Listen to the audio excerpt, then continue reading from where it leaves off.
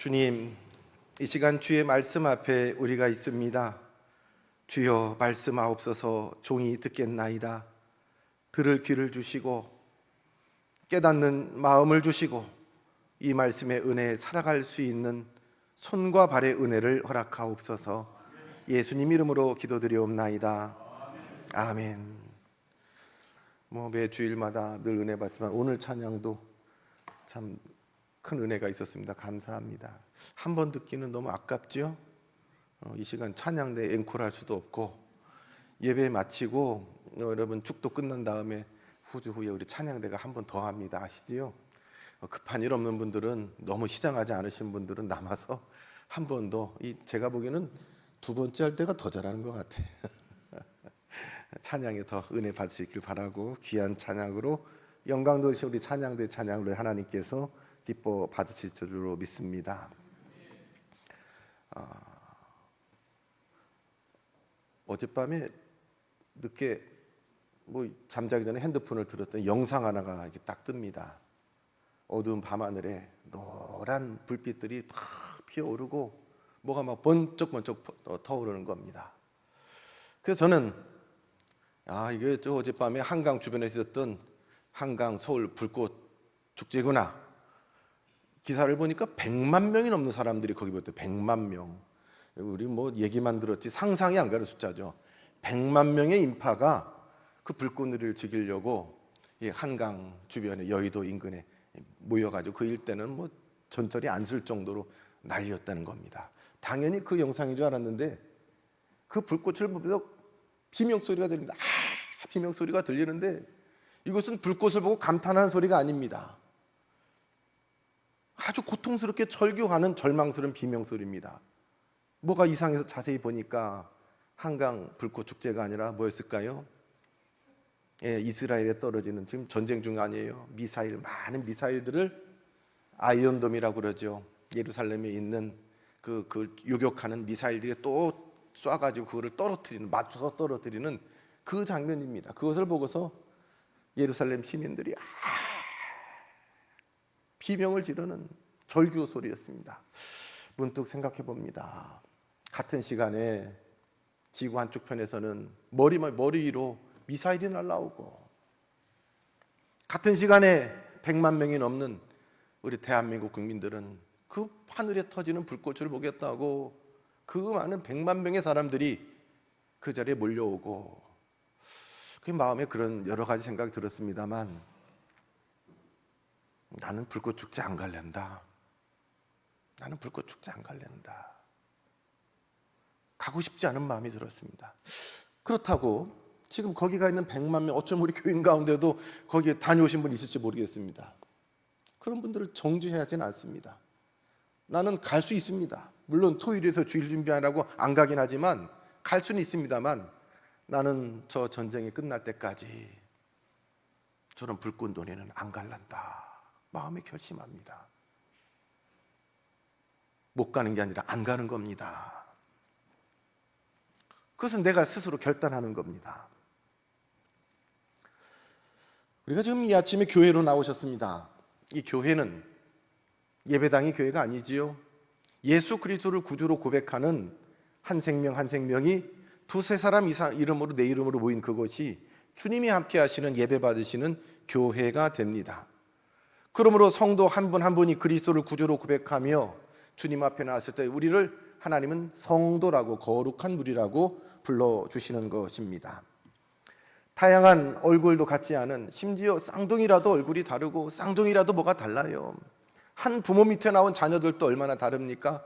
각각 제각기 다른 인생들이 하나님 한 분을 구주로 모시고 한 하나님의 자녀됨을 고백하면서 나올 때에, 그러므로 교회는 다양한 많은 성도들이 아름답게 조화를 이루므로 이 땅에서 하나님 나라를 이루어가는 것이 교회입니다. 교회가 큰 교회가 되는 것은, 능력 있는 교회, 좋은 교회가 되는 것은 그 다양한 교회가, 교인 구성원들이 얼마나 그 안에서 잘 조화를 이루는지, 그리고 하나가 되는지에 있습니다. 우리가 내놓을 수 있는 세계적인 음식 중에 하나가 비빔밥이랬지요. 대한항공을 타고 어디 외국을 오갈 때에 우리 대한항공에서만, 아시안에서만 나오는 특별한 메뉴가 있는데 그것은 비빔밥이랍니다. 비빔밥을 맛있게 먹는 방법은 한 가지입니다. 잘 비벼야 합니다. 비빔밥에 있는 재료만 그대로 골라 먹으면, 고추장만 먹으면 짜고 맵습니다. 밥만 먹으면 싱겁습니다. 그러나 그 비빔밥이 서로 잘 어우러져서 맛과 맛이 좋아져 이럴 때에 근사한 아주 맛있는 음식이 되는 것처럼, 우리 각자 제각기 다른 사람들, 재료들, 양념들을 낙원교회로 불러주신 하나님의 기쁘신 뜻이 있습니다. 그러므로 우리 제각기 다른 것이 감사합니다. 밥만 많아도 골치 아픕니다. 고추장만 많아도 너무 짭니다. 어떤 특정한 재료만 너무 많아도 맛이 무뎌집니다. 각각 다른 맛들이 기가 막히게 어우러질 때에 우리는 하나님 앞에, 그리고 이 세상 앞에 근사하고 맛있는 비빔밥 같은 요리가 되는 것이지요. 우리는 참 제각기 다릅니다. 그래서 표현하는 것도 달라요. 어릴 때 어른들이 뜨거운 국물을 마시면서, 뜨거운 국물을 떠드시면서 어이 시원하다, 이 뜨거운 거 먹으면서 어이 시원하다, 이거 이해 못하지요. 우리가 잘 아는 유명한 얘기 있잖아요. 어린아이가 아버지하고 남탕, 목욕탕을 갔대지요. 아버지가 남탕 안에 뜨거운 열탕, 온탕을 먼저 들어가서 첨벙 몸을 닿으면서 어이 시원해, 어이 시원해, 아무개야 일로 와라, 이거 시원하다. 어린아들이 시원하다는 아버지 말만 듣고서 아버지를 따라서 그 탕에 덤뻑 들어가서 발을 담갔는데 이게 웬일이야, 뜨거워하고 도망 나왔습니다. 그리고서 뒤돌아서면서 그렇게 한마디 했대지요. 세상에 믿을 놈 하나도 없어. 우스갯소리지만 우리는 어릴 때 부모님들이 그 뜨거운 몸에, 뜨거운 탕에 들어가서 어이구 시원하다, 그 뜨거운 열기가 내 몸 구석구석에 나를 시원하게 자극하는 그거를 우리는 이해 못해요. 신방을 가도 그렇지요. 요즘에야 뭐 신방, 우리가 각 가정 신방도 전보다 덜 하고, 신방을 가도 식사를 해도 나가서 외식하는 일이 많은데, 전에는 신방 가면 우리 그 성도님들이 정성스럽게 밥상을 차려주시는 일이 있었습니다. 뭐 요즘에도 물론 있습니다만, 예배를 드리고 나서 목사님 여기 식사를 준비했습니다 하고 저와 우리 성도님들을 대접해 주실 때에, 아유 언제 이렇게 많이 하셨는지, 집도 깨끗이 청소가 돼 있고 한 상 가득 상다리가 부러질 정도로 차리셨어요. 깜짝 놀라서 아이고 뭘 그렇게 많이 차렸습니까? 그렇게 여쭤보는데 정말 교인들은 뭐라 그럽니까? 아유 별 차린 게 없어서 뭐 드실 게 있을까 모르겠어요. 그럼 한마디 제가 더 하죠. 작정하고 차리면 큰일 나겠습니다. 대충 해도 이 정도인데 작정하고 차리면 큰일 나겠습니다. 우리는 상다리가 부러질 정도로 차려도 차린 것 없다고 겸손하게 말하는 습관이 있습니다. 그래서 때로는 우리의 작은 인식의 차이가 쓸데없는 오해를 낳기도 하고, 때로는 상대방을 그로 말미암아 불신하기도 합니다. 성경에 보세요. 그 구약 시대에 이스라엘 백성들이 바빌론에서 포로 생활을 70년을 하고서 예루살렘으로 돌아오게 될 때에 각각 지도자들이 이제 이끌고 돌아오지 않습니까? 에스라가 그 백성을 이끌고서 예루살렘으로 귀환할 때에 약 5천 명의 인원을 데리고 돌아옵니다. 그냥 돌아오는 것이 아니라 그 땅에 많은 금은 보화를 가지고서 예루살렘으로 돌아오는 인솔 책임자였습니다. 그 많은 금과 은 보물을 가지고 있기 때문에 오는 길이 위험할 수밖에 없지요. 강도와 도둑들, 이런 위협들이 있습니다만, 그는 어떤 군대에 호위받는 것을 에스라는 부끄럽게 생각했습니다. 그리고 일체 도움을 요청하지도 않고 받지도 않았습니다. 반면에 에스라는 하나님이 지켜줄 거야 라는 믿음이 있었습니다. 그래서 그 길을 떠나기 전에 백성들과 같이 금식으로 기도하고 하나님의 인도하심을 구했습니다. 그 후에 귀환한 느헤미야는 조금 상황이 달랐습니다. 그 포로들을 이끌고 귀환할 때에 왕이 먼 길 어떤 위험한 일이 있을지 모르니까 내가 좀 군대를 붙여줄게요. 그래서 많은 왕이 붙여준 군대 장관과 마병의 호의를 받으면서 예루살렘으로 무사히 돌아오게 되었습니다. 에스라나 느헤미야는 둘 다 예루살렘에 무사히 잘 도착했습니다. 그러나 그들이 돌아올 때 보였던 행동들은 조금 차이가 있습니다.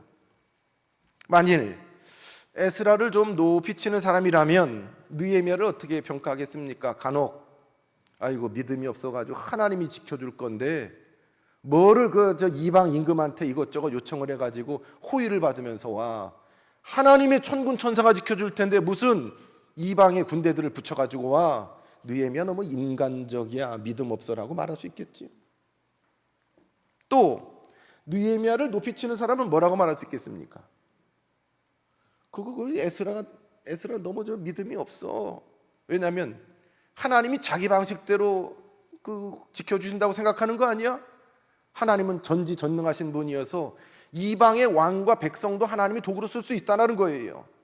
그래서 그 사람들을 통해서 하나님이 우리를 지켜주신다 할 수도 있는데 아주 그냥 신앙이 소극적이고 자기 생각만 해서 천군 천사 아니면은 하나님이 역사 안 하는 것처럼 그 에스라 너무 보수적인 신앙 아니야라고 말할 수 있겠습니다. 사랑하는 성도 여러분, 여러분 마음에 에스라가 오라요, 느헤미야가 오라요? 그냥 금식기도 하고 주여 하고 가는 게 맞아요? 아니면은 이렇게 저렇게 여러 가지 방법으로 이것도 하나님이 도구지, 하나님이 일하시는 거지 하면서 내가 할 거 다 하면서 오는 게 맞아요? 이것은 사실 옳고 그름의 문제, 낮고 그렇지 않음의 문제가 아닙니다. 다만 관점의 차이예요. 관점의 차이. 오늘 본문 로마서 14장 말씀을 아디아포라 본문이라고 합니다. 아디아포라. 물론 이거 몰라도 천국 가는데 지장 없습니다. 아디아포라. 이 헬라어 아디아포라는 무슨 말이냐면 아무래도 좋다라는 겁니다. 아무래도 좋다. 들어가도 좋고 나가도 좋고 높아도 좋고 낮아도 좋고. 이것을 신앙적 관점으로 적용해 본다면 본질적인 문제가 아닌 부수적인 문제라는 것입니다. 이렇게 해도 되고 저렇게 해도 상관없으므로 보통 그리스도인의 자유로 해석되는 표현이 바로 이 아디아포라입니다.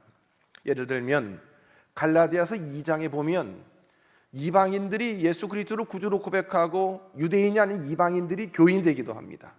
그때 이 교인이 된 이방 출신 이 교인들을 유대인처럼 어떻게 할례를 해야 되냐 말아야 되냐, 이게 해야 됩니까 말아야 됩니까? 이게 아디아포라예요. 할례를 하건 안 하건 구원에는 상관이 없는 겁니다. 또 우상의 제물로 드렸던 제물의 그 음식, 쓰였던 그 음식을 먹는 게 옳으냐 옳지 않느냐. 뒤에 고린도 교회도 이런 문제가 있어. 고린도전서 10장에 그런 문제가 나오지요. 이거 먹을까 말까, 먹어야 됩니까 말아야 됩니까? 이것 역시 아디아포라입니다. 이 일에 관하여 빌립보서 2장 14절 빌립보 교회 사도 바울은 뭐라고 이야기하냐면 모든 일은 바로 이 아디아포라입니다. 본질이 아닌 비본질적인 모든 일을 함에 있어서 원망과 시비가 없게 하라라고 교회와 성도에 권면하고 있습니다. 이것 때문에 목소리 높아지고 얼굴 붉히면 그게 문제예요. 이것 때문에 시험에 들고 교회를 나오네 안 나오면 그게 문제예요. 모든 일에 원망과 시비가 없게 하라라고 권명합니다. 근데 우리는 어떤 경우에 이 이야기가 이게 본질적인 문제인지 비본질적인 문제인지 이 구분을 못합니다. 이게 문제입니다. 이게 본질적인 문제, 양보할 수 없는 문제 같으면 목숨을 걸고 지켜야 합니다.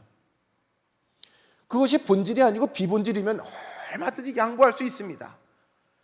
그런데 우리가 때로는 사소한 거 가지고 목숨을 걸고 사소한 것 때문에 실족하고 마음 상하고 사소한 일 때문에 얼굴 붉히고 자존심 상해한다면 우리는 생각해 봐야 합니다. 내 인생에 있어서 목숨을 걸고 지켜야 될 본질은 무엇인가? 꼭 이 본질을 붙잡지 못한 사람은 사소한 것에 목숨 겁니다. 별거 아닌 일에 자존심 상해하고 얼굴 붉히고 목소리를 높이기도 하지요. 교회 안에서도 보면 별 문제가 아님에도 불구하고 자존심이나 명분을 내세우며 그거 양보하지 못하고 신경을 곤두세우는 일들이 간혹 있지 않습니까? 물론 우리 교회도 있지요.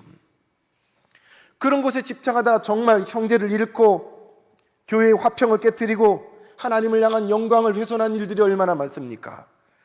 그래서 선교 신학자인 허버트 케인이라는 분은 그의 책 선교지에서의 삶과 사역, 이 선교사들에 관한 책이겠죠. 선교지에서 어떻게 선교하며 살아야 되는가, 선교지에서의 삶과 사역이라는 책에서 이런 말을 했습니다. 좀 중요한 얘기 때문에 인용을 합니다.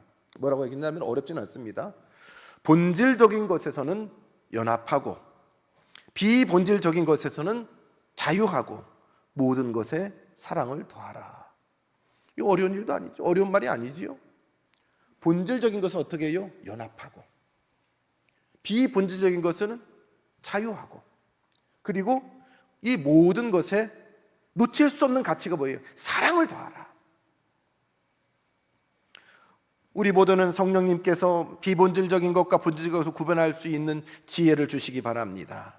그리고 그 위에 한 영혼을 향한 하나님의 사랑을 볼 수 있는 영의 눈을 열어주시길 바랍니다. 주 49년 클라우디오 황제가 유대인들을 로마에서 추방하라는 명령을 내렸습니다. 유대인들이 로마에서 쫓겨나는 바람에 이 로마 교회는, 그전에는 유대인들이 다수를 차지했는데 이 유대인들이 쫓겨나니까 그 자리에 이방인들이 점점점 구성이 비율이 많아졌습니다. 그러다가 54년에 이 클라우디오 황제가 죽고 네로 황제가 등극한 후에 추방당했던 유대인들이 다시 로마 교회로 돌아왔습니다. 그렇음에도 불구하고 이 로마서가 쓰여질 당시 주 56년, 57년쯤에 돌아왔는데도, 유대인들이 돌아왔는데 여전히 이방인 출신 교인들이 많습니다. 그래서 유대인들이 돌아와서 이방인 출신들이 주축이 되어 있는 로마 교회를 보니까 뭐 제대로 잘 안 하는 것 같아요. 뭐도 마음에 안 들고, 뭐도 마음에 안 들고, 마음에 안 들고. 마치 우리 한국교회 역사에 일제강점기 신사참배 거부 운동을 하던 성도들이 있었습니다. 근데 부끄럽게 우리 교단을 포함한 많은 성도와 교회가, 목회자가 일제 강압에 무릎을 꿇고, 혹은 먼저 무릎을 꿇고 신사참배는 국가 의례지 종교식이 아니다라고 우리 교단 총회에서 결정해버렸습니다. 오히려 끝까지 우상숭배하지 않으려고 신사참배를 거부했던 많은 신앙을 지켰던 성도들이 일제에 의해서 감옥에 갇히기도 하고 무고히 생명을 잃기도 했습니다. 주기철 목사님 같은 분 말입니다. 1945년 8월 15일 광복을 맞고 그분들이 드디어 감옥에서 풀려나서 교회로 돌아왔습니다. 교회로 돌아왔는데, 여기 있는 사람들 다 뭐한 사람들이에요? 신사참배한 사람들이에요. 서로 눈을 못 마주쳐요. 지금 그런 상황이에요.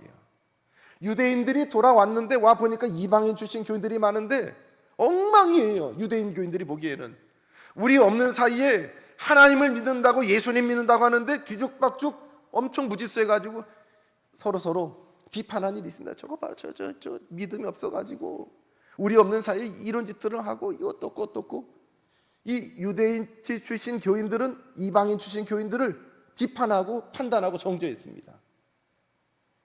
여러분, 남아있었던 이방인 출신 교인들은 어떻게 했습니까? 그래도 지금까지 교회를 꿋꿋하게 지킨 게 누군데, 저 사람들 말이야 나갔다 와가지고 주인 행사한다고, 뭐 속으로 그런 마음들이 있습니다. 그래서 눈에 보이는 크고 작은 것들을 가지고 자꾸 충돌합니다. 아니 그걸 먹어? 아니 그거 아무 날이나 다 똑같이 안식일인데 어떻게 안식일에 이래? 막 판단했습니다. 그래서 오늘 이 본문 14장 1절로부터 4절 말씀은 비판하지 말라는 거예요. 많은 성도들이 사소한 문제를 가지고 자기 주장이 옳다고 하며 서로 비난하고 정죄하고 있습니다. 내가 하나님이 되고, 내가 기준이 되고, 내가 법이 되어서 내 오른쪽에 있는 사람을 우파라 하고 내 왼쪽에 있는 사람을 좌파라 하고, 내가 하는 대로 하지 않으면 다 내가 판단하고 있습니다. 나와 다른 것을 틀린 것으로 생각하며 좀처럼 받아들이지 못하고 있고 받아들일 생각도 없기 때문입니다. 이 로마의 표면적인 문제는 음식과 절기에 관한 문제였습니다. 이런 율법적인 규정들은 이미 구약 성경에 나타나 있지만 예수 그리스도께서 십자가 지심으로 말미암아, 이 구속사역으로 말미암아 모두 완성되었기에 우리 교인들한테는 여기에 더 이상 매일 필요가 없었습니다. 바울이 이 믿음이 약한 자라고 부르는 이 사람들은 고기를 먹지 않고 채식만 했습니다. 괜히 그 제사했던 음식 잘못 먹었다가 죄 받을까봐, 벌 받을까봐, 혹시라도 뭐 괜히 찜찜하잖아요. 안 먹는 거예요. 또한 어떤 특정한 날은 안식일이겠지요. 절기 어떤 특정한 날이겠죠. 다른 날보다 더 절대적으로 중요하게 여겼습니다. 그들은 예수님을 믿으면서도 여전히 과거 유대교의 전통과 습관에 매여서 다른 그렇지 못한 사람들을 판단하고 정죄하고 비판했습니다. 반면에 믿음이 강한 자들은 모든 음식 꺼리낌 없이 먹었습니다.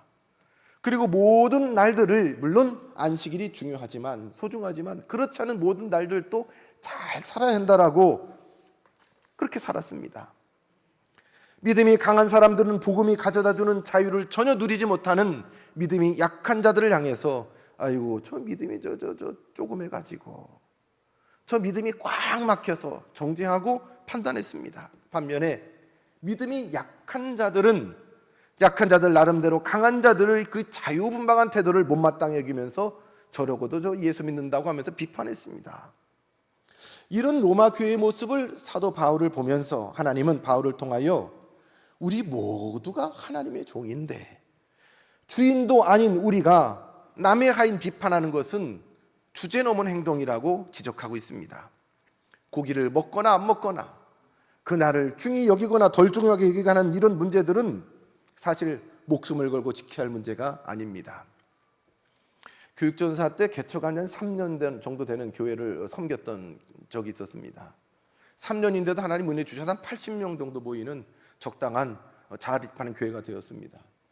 교육자라고는 담임 목사님하고 저하고 둘밖에 없었는데 유치부, 아동부, 중고등부, 청년부 그리고 또 찬양 대원으로 또 주일에는 차량 봉사로 운전으로 그렇게 그 교회를 섬겼던 시간이 있었습니다. 그 찬양대를 딱 서서 뒤에 앉았는데 어느 날을 제가 20대 때니까 한참 젊을 때죠. 어릴 때죠. 딱 앉았는데 옆에 안수 집사님한테서 어느 날 냄새가 나요. 무슨 냄새가 날까요? 우리 담배 안 피는 사람들은 흡연자 기가 막히게 합니다. 그냥 어디선가 나요. 본인은 뭐 양치하고 가글하고 뭐 뿌리고 뭐 요란하게 했지만 우리는 그 사이에 정확하게 냄새를 압니다. 속으로 뭐 이분이 아직도 못 끊었나 보다. 근데 어느 날 심지어 옆에 앉으셨는데 토요일 뭐 밤새도록 푸셨는지 알코올 냄새가 막 나기 시작했습니다. 알코올 냄새가. 우리 나공께는 어떻게 잘 안 나더라고요. 안 나더라고요. 알코올 냄새가 나요. 그리고 어린 마음에 참 이거 좀 토요일은 좀 자제하지. 어떻게 토요일 밤까지 푸고서 주일날 냄새를 풍기며 교회를 와나. 마음에 그런 판단하는 마음이 불쑥 들더라니까요. 근데 시간이 지나가지고 그 사건이 문득 떠오르면서 야, 그분 참 대단하다. 뭐 저뿐 아니라 조그만 교회니까 어지간하면 교인들 눈에 다 보이고 다 냄새가 맡겨져요.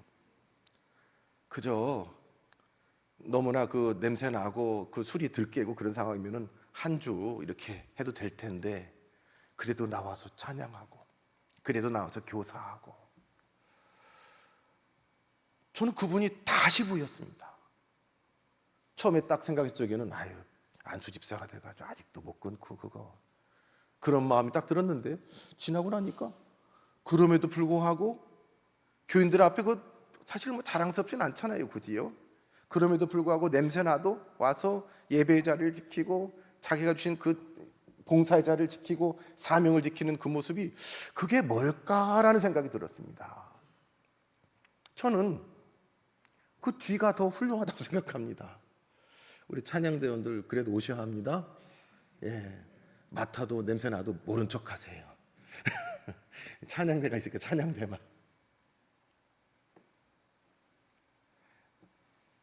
그거 중요한 거 아니거든요. 뭐 위험하게 들을 수 있겠지만 여러분 뭐 어디 가족들 모임이나 직장의 회식이나 어디 뭐 동료들 모임일 때 여러분 그거 안 하는 겁니까? 못 하는 겁니까? 그거 안 하는 거예요? 못 하는 거예요? 속으로 대답하세요. 일부 예배 때 어느 분이 큰 소리로 안 합니다. 그러는 안 하는 거예요? 못 하는 거예요? 안 해요. 그거 뭐 어렵습니까? 입 크게 열고 들이부으면 하는 거지요. 안 하는 거예요. 그러나 그게 본질의 문제는 아니다라는 겁니다. 때로는 사소한 것 붙잡고서 매여서 자유치 못하거나 그것으로 사람을 판단할 때에 나는 정말 본질, 우리 신앙의 본질, 복음의 본질을 붙잡고 있는가 돌이켜 봐야 될 것입니다. 그 본질, 핵심적인 진리를 붙잡아야 하지만 그런 것이 아니라면 각자가 나름대로 판단하고 결정할 수 있는 자유를 존중해 주셔야 합니다. 내 신앙을 기준으로 삼아서 다른 사람 업신여기거나 판단하는 생각이 들 때마다 하나님이 나 같은 사람 어떻게 영접해 주셨는지, 용납해 주셨는지 우리는 기억해야 합니다. 하나님이 받아주신 지체를 나와 다르다 하여 내가 용납하지 않는다면 결국 하나님을 거절한 꼴이 되고 맙니다.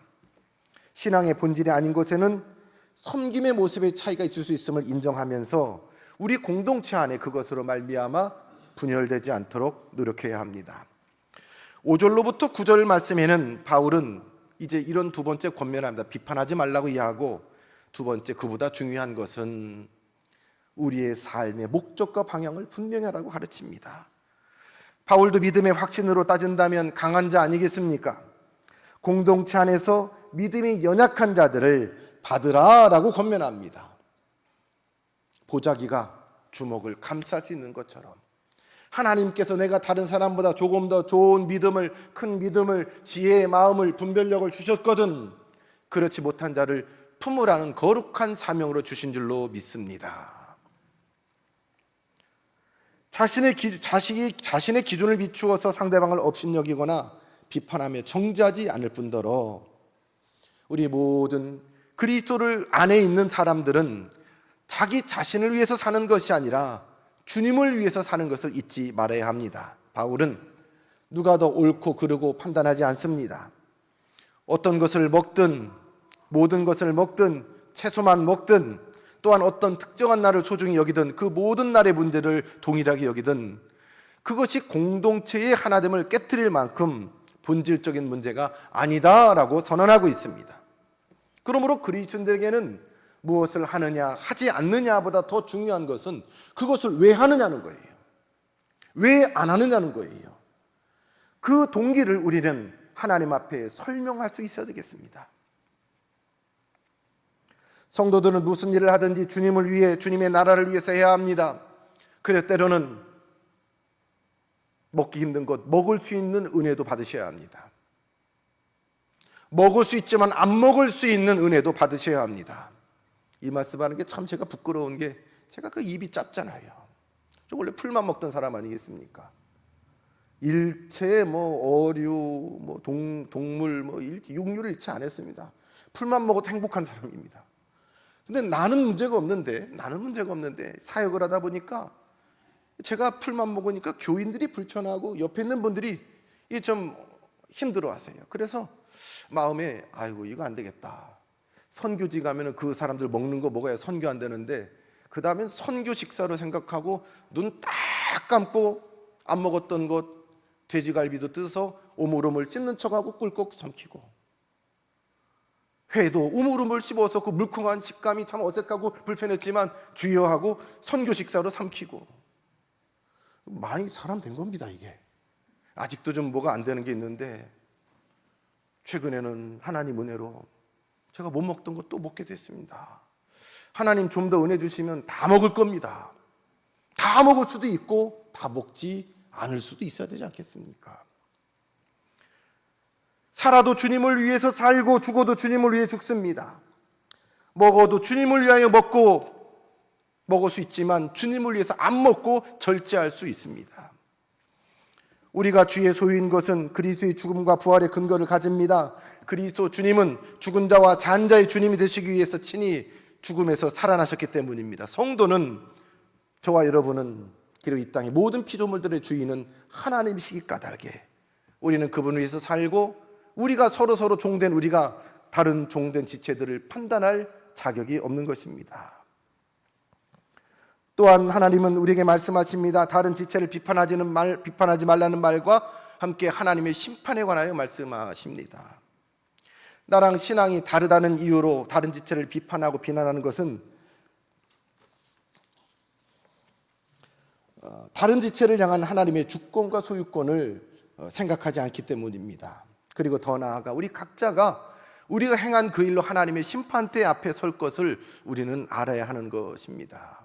여러분, 우리에게 조금 더 큰 믿음 좋은 분이 있어요. 남들 못하는 헌신과 봉사하시는 분이 있어요. 남들이 없는 더 지혜의 은혜를 주시고 강건함의 은혜를 주시고 또 물질의 은혜를 주시고 지혜와 지식의 은혜를 주신 다양한 분들이 있습니다. 여러분, 이거 주셨다라고 표현했습니다. 누구에게요? 하나님이 우리에게 주신 겁니다. 하나님이 우리에게 주신 것은 그냥 주신 것이 아닙니다. 하나님께서 우리 주신 거룩한 사명이 있습니다. 이사야 6장에 보면 이사야 선지자는 하나님의 거룩한 보좌 앞에서 놀라운 하나님의 천사들 앞에 둘러싸인 하나님의 보좌를 바라보면서 그는 그 영광스러운 보좌에 감탄하기도 했지만 우선에 드는 마음은 두려움이었습니다. 화로다 나로 망하게 되었도다. 내가 부정한 가운데 하나님을 배웠다라고 죄 가운데 있는 자기 모습을 보면서 떨었습니다. 영광스러운 하나님의 보좌와 그 천사를 보고 기뻐하는 것이 아니라 거기에 설 수 없는 자신의 모습을 부끄러워하고 수치스럽게 생각하고 두려워서 떨었습니다. 그때 하나님께서 천사를 통하여 엘리야의 부정한 입술을 정결케 하고 정결한 존재로 새롭게 그 자리에 합당한 존재로 세워주셨습니다. 엘리야가 아니고 이사야죠. 죄송합니다. 이사야와 마찬가지로 오늘 부정한 우리를 하나님께서 하나님의 영광스러운 보좌로 불러주시고 이 자리에 설 수 없는 하나님의 자녀로 일컬음 받을 수 없는 우리를 하나님의 자녀 삼아주시고 성도로 불러주셨습니다. 그 큰 감격 앞에 두려워 떠는 이사야 앞에 그가 이전에 들리지 못했던 하나님의 탄식이 들리기 시작했습니다. 하나님의 보좌 밖에 있는 인생들을 향한 하나님의 탄식입니다. 저들을 어떡할꼬? 저들을 위해서 누가 보낼꼬? 자기의 죄의 문제가 해결되고 구속의 은총을 경험한 이사야는 그 하나님의 탄식을 비로소 듣고 거기서 응답하지 않습니까? 주님, 제가 여기 있습니다. 저를 보내세요. 우리는 간혹 내가 원래 죄인이었는데 하나님 앞에 이렇게 하나님의 자녀가 됐던 걸 잊어버릴 때가 많아요. 하나님의 영광스러운 보좌 앞에 설 수 없는 내가 여기 있다는 것을 잊어버리고 내가 하나님인 양 세상을 향하여 판단하고 정죄하고 손가락질하는 일이 얼마나 많습니까? 우리는 잊어서는 안 됩니다. 내가 죄인이었지. 이 자리에 설 수 없는 사람을 하나님께서 그 아들 예수 그리스도를 통해서 내게 더하셨지. 이 은혜를 주셨지. 이 은혜를 늘 생각하면서 살아도 죽어도 먹거나 마시거나 서거나 앉거나 하나님을 위해서 살아갈 수가 있는 것입니다. 그렇게 하나님 앞에 부르심을 받고 보내심을 받은 이사야는 하나님의 사역을, 하나님의 말씀을 대언하고 감당하는 사역자로 쓰임을 받습니다. 우리에게 이렇게 귀한 천사도 흠모할 만한 하나님의 백성 삼아주시고 우리를 이 땅에 보내주신 것은 거룩한 하나님의 은총이 아닐 수가 없습니다. 그러므로 우리는 세상에 어긋난 것들을 바라볼 때에 욕하고 정죄하고 손가락질하는 것이 아니라 그 자리가 내게 보내주신 거룩한 사명의 자리인 줄로 알아. 연약한 자의 연약함을 강한 자가 메워주는 겁니다. 병든 자를 건강한 자가 붙들어주는 겁니다. 미련한 자를 그나마 지혜롭게 하신 하나님의 은혜로 내 지혜로 미련한 자를 섬기는 겁니다. 가진 자가 못 가진 자를 돌아보는 것입니다. 마태복음 25장의 양과 염소 비유에 어떤 성도가 이 땅의 삶을 마치고 하나님 앞에 올라섰지요. 예수님이 그 사람을 보고 나는 너를 모른다라고 말씀하세요. 저를 왜 모르세요? 네가 언제 내가 목마를 때 물 한 잔 줘봤냐? 내가 그렇게 배가 고파가지고 허기져서 쓰릴 때 뭐 먹을 거 하나 던져줘봤냐? 내가 병들어 쓰러졌을 때에 네가 나 한번 어떻게 돌봐줬냐? 난 너 몰라. 근데 이 성도는 억울한 거예요. 아니 내가 언제요? 내가 언제 예수님한테 그렇게 했습니까? 내가 언제요? 그때 예수님이 이 사람에게 이렇게 말하죠. 지극히 작은 자 하나에게 한 것이 그건 나한테 한 거야. 너에게 건강을 주고 생명을 주고 물질을 주고 지혜를 주고 남들보다 더한 믿음을 주고 그건 내가 너한테 준 건데 그 은혜를 가지고서 너 혼자 먹고 마시고 누리고 너 나한테 한 게 뭐냐는 거예요. 나는 너를 모른다라고 주님은 선포하고 있습니다. 성도 여러분, 우리가 하나님 앞에 귀한 생명의 유업을 받았습니다. 그리고 우리 각자 하나님 앞에 얼마나 많은 것을 받았습니까? 그것은 마치 높은 곳에서 낮은 곳으로 물이 흘러가는 것처럼 우리보다 연약한 자들을 섬기고 돌보라는 하나님의 거룩한 사명이 아닐 수가 없습니다. 물이 고이면 썩는다지요. 하나님께 주신 은혜도 마찬가지입니다. 그래서 우리는 하나님 모든 축복과 은혜를 내게 더하시옵소서가 아니라 주님, 주님의 은혜가 나를 통해 흘러가는 은혜의 통로, 축복의 통로가 되게 하시옵소서. 그것이 저와 여러분의, 그리고 우리 낙원교회의 기도입니다. 이 땅 살아가는 동안 하나님께서 한량없는 주의 은혜를 저와 여러분에게 우리에게 더하시길 주님의 이름으로 축복합니다. 그것이 우리 안에 고여있는 것이 아니라 아낌없이 주께서 주신 대로 아낌없이 흘러보내고 하나님의 이름을 높이며 살아갈 때에 잘하였도다 착하고 충성된 종아, 내가 작은 일에 충성하였음에 내게 더 많은 것으로 맡기리라는 주님의 기쁨과 격려와 칭찬을 경험하는 우리 모든 성도 되길 주님의 이름으로 축복합니다. 고맙고 감사하신 아버지 하나님, 우리가 교회입니다. 우리 각자를 한량없는 주인으로 부르셔서 여기 있게 하셨사온즉 우리를 여기 있게 하신 거룩한 뜻을 깨달아 서로를 돌아보며 하나님의 영광을 위하여 우리의 모임이, 우리의 교회가 여기에 존립하게 하시고 나아가 성도들이 흩어져 저들의 자리에서 교회로 살아갈 때에 하나님께 주신 만 가지 은혜와 은사가 저들의 삶의 자리에서 연약한 자들을 향하여 흘러가게 하시옵소서. 예수님 이름으로 기도드리옵나이다. 아멘.